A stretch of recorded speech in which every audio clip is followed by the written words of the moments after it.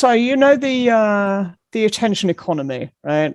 Where you've got every time you look at your handheld device or whatever it was, you've got Alibaba and Big Basket and Amazon and all these companies kind of competing, right?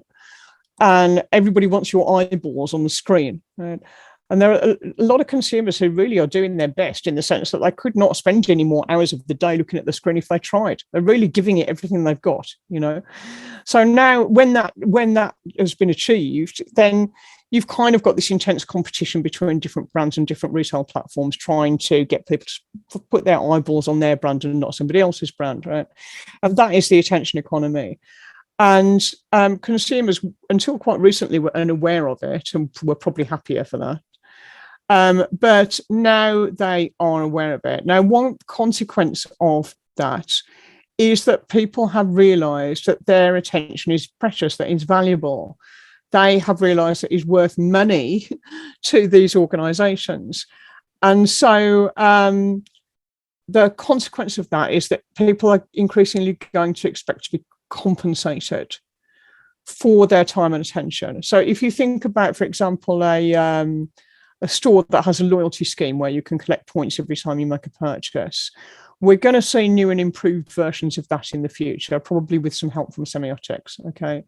Because your consumer has realized that their time is very precious and that somebody else is making money out of it, will no longer accept loyalty schemes where all they get is a measly few points for making a purchase.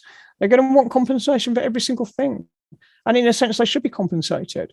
Every time they open your app, every time they set foot in one of your stores, whether or not they make a purchase, every time they share something, every time they mention your brand to somebody else, they will increasingly expect all of that to be compensated.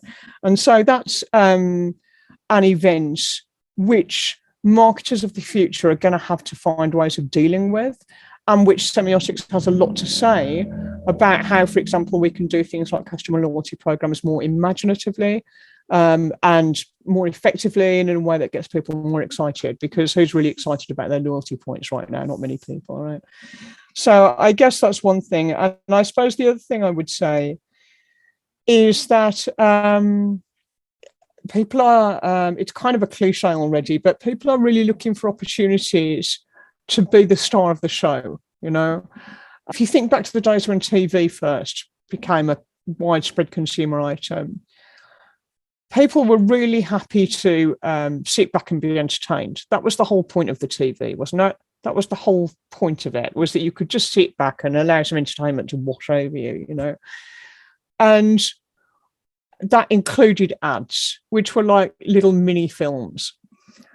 And I'm smiling as I say this because I was a child in the 1970s when TV was still relatively new.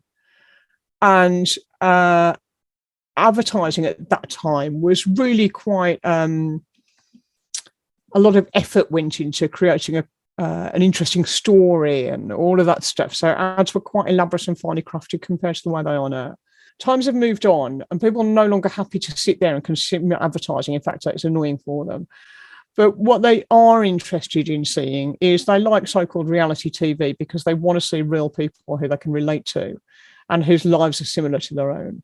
And even better than that, they want to be the star of the show, and they want to be the poster girl for New Year or whatever it is, And so one of the things that semiotics will be able to help marketers with in the future is this growing need for people who want the cameras pointing at them and not be the person sitting in the audience.